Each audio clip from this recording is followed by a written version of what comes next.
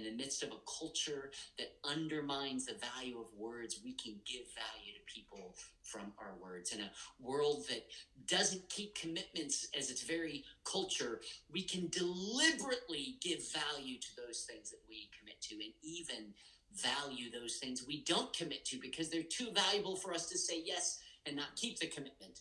So we can express that in a way that gives value. Look, there's a tremendous opportunity if we are willing to be more deliberate in what we say yes to and more discerning in what we say no to. There's a tremendous opportunity to redeem busyness for productivity, to redeem devaluing our words to valuing people. There's an opportunity unlike any other time in history because words and commitments have never been less valued by the culture. So we can jump in to those contexts and give value to people in a way that they could never expect by what we say yes and no to. Does that make sense?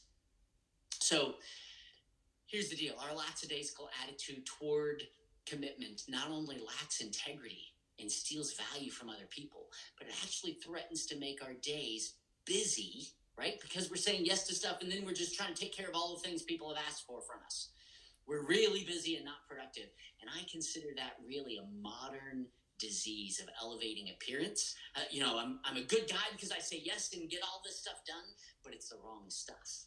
So it values appearance over identity, right? How we look over who we really are, over our being, right? Our activity over our being, our appearance over our identity. It values the wrong thing.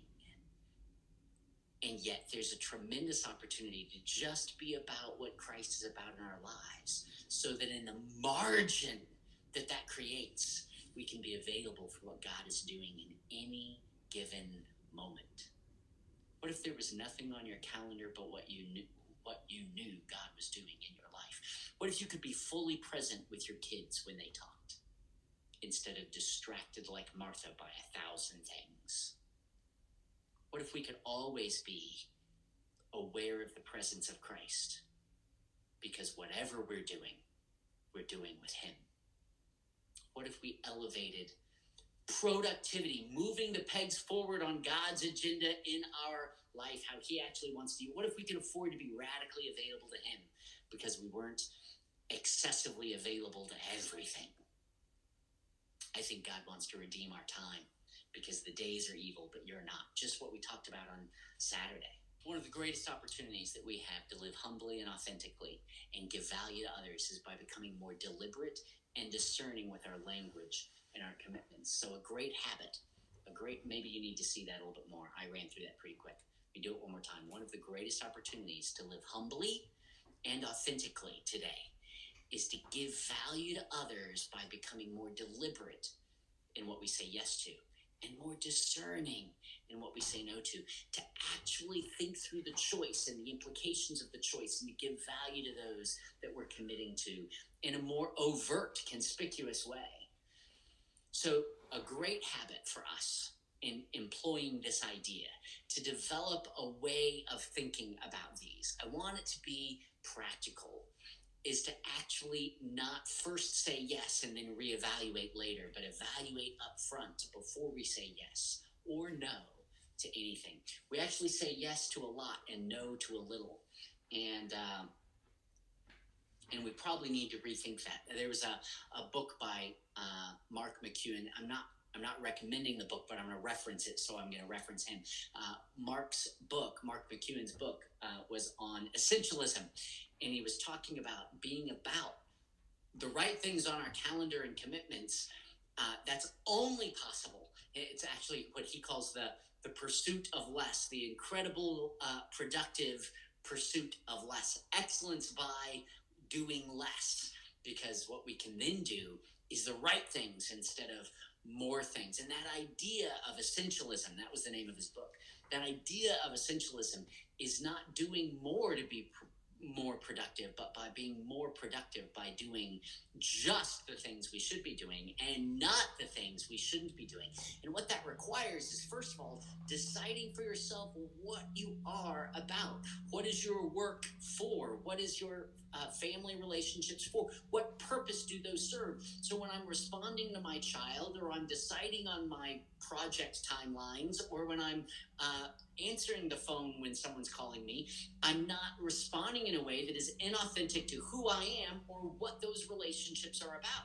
How often do we respond to our kids or our spouse or our boss in a way that isn't true to how we feel toward them? Because we are pulled in 1,000 directions. We don't treat that conversation with our child, or that conversation with our boss, or that conversation with our friend according to what those relationships actually mean to us. And so we're throwing away the value of our time in conversation with them for something that our time and our relationship with them is not about. So a great habit is actually to not say yes or no before we decide if it fits with what our relationship with that person is about and what we're about relative to everything else. Look, every dollar you spend is a dollar you can't spend somewhere else. Every moment you spend is a moment you can't spend somewhere else. And every yes that I say to one person is a yes I can't say to someone else. But every no, every failure to commit, not failure, every choice to not commit to something that isn't important to you is an opportunity for you to commit to something that actually is important. It's rejecting busyness and embracing productivity. So a great habit is to pause and evaluate the significance of what we agree to before we agree to it, and to evaluate more deliberately our choices based on those values. Does that make sense?